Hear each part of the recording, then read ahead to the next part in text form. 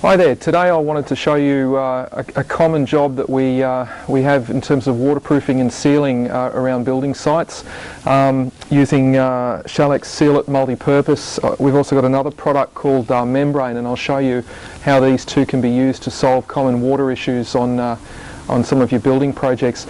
Now today we've got a planter box, and a planter box is something that's typically ignored when it comes to waterproofing, and very quickly you start to see some issues with moisture coming through, and efflorescence or salts on the surface is a common issue.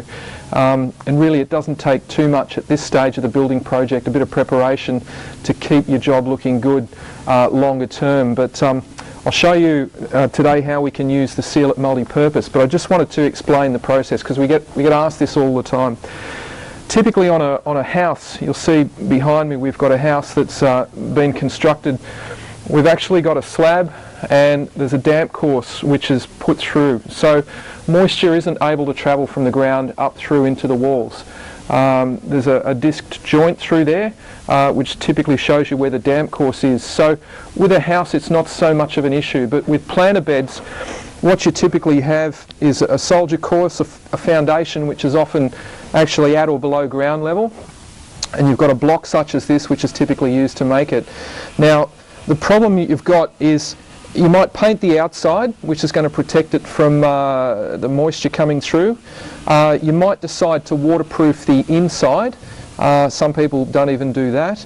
But another issue that you've got is that moisture can actually travel or wick up through the block itself. So really you've got to protect the front, you've got to protect the back, and you've got to try and put some barrier to stop moisture coming through. But I'll show you how we use Sealit to stop moisture coming both through the front and the back, and we'll talk more about Membrane as a second video to look at how we stop moisture coming through, because you really do need to look at all three faces, otherwise you don't totally stop moisture and you're going to have some issues. So Sealit is a fairly economical product to use. It's a water-based clear drying membrane. Now I've used this before. It lasts for a long time. It is water-based, but we do recommend the use of gloves because it's incredibly sticky and hard to get off your hands. It's like a liquid rubber. But the process is quite simple. I basically take a 50-50 mix. So we've got roughly half a bucket there. I'll add some clean water to that. Okay. Now the best method of application is actually with a spray. I've already put some water through the lines here just to make it easier to wash afterwards. So I'll just tip that water out, and then we put our Sealit in.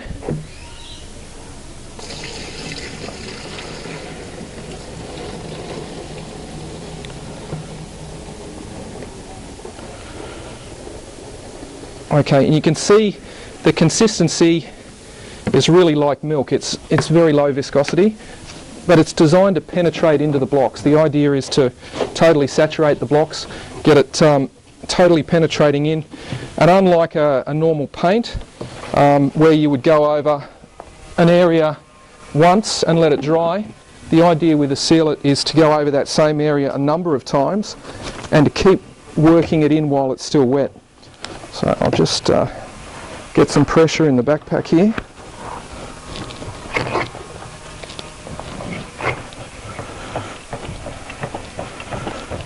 Okay, and the idea is to spray it until you start seeing, there we go, see how it's turned milky? That means the product's now coming through the lines. And what we can do is just adjust those so that we get a reasonably fine spray. We don't want to atomize it. You can use proper spray equipment, but the idea is just to get a nice even pattern. Now this is the surface that we want to apply it to. We've got a bit of an issue which you see on most building sites. The tile is too early, the render is too late, but we've got to work around what we have. So the capping hasn't been put on here.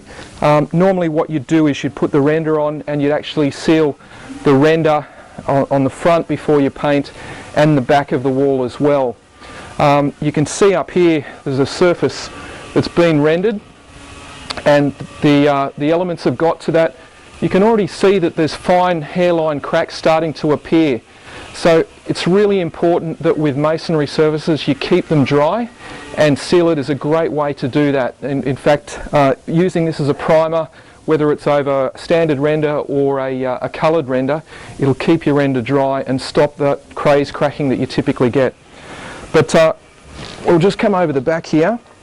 Now the process that makes it so easy is that you really can direct this to where you want, and the idea is to totally wet out the surface. So you can see as I spray, I'm creating a little river of product going down the wall, and the idea is to get it to the point of runoff, and you can see that that's starting to soak in. So we'll just keep working across here.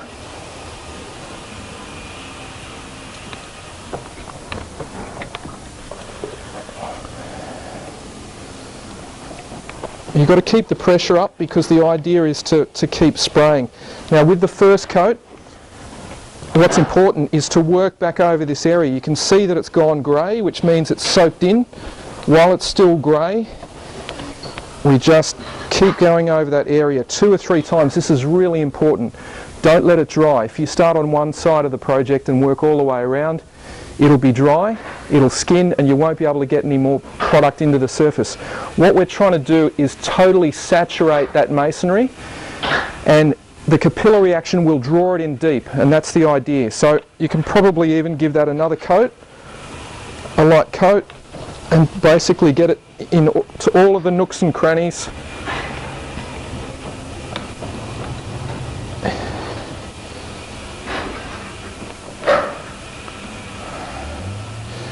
And it will start to soak that in. So that's the first coat. The first coat is basically diluted 50% with water, and you need to pass over the same area 2 to 3 times. Now what you would do is let that dry. What we'll find is that it'll dry very quickly. It dries clear. Once it's dried, we then put another neat coat over the top of that, and that'll give you great protection against moisture. Now on the front surface, as I said, where we're rendering, you'd actually do your rendering first. You don't put the sealant on before you render, otherwise you're going to make it difficult for the render to stick. You'd need to use a polymer modified render. So the idea is apply your render, apply the sealant over the top. It waterproofs and seals your render. It acts as a great primer or first coat for your painter, so that you can keep a wet edge when you're painting over the top. And the other thing that's important is you really need to make sure that you're saturating the blocks. You're not applying it like a paint, you're actually totally soaking it into the masonry, and you're using that absorption within the block to draw it in as much as possible. So that's just a quick demonstration of how we treat the front and the back of a masonry surface with Sealit Multipurpose. Very straightforward process. If you get a little bit of overspray, it's not an issue because it does dry clear, but it stays very soft and very flexible. It'll accommodate some movement in your masonry as well. And we might come back in a little while and I'll show you the second part of this, which is how we can stop moisture travelling up through the blocks themselves.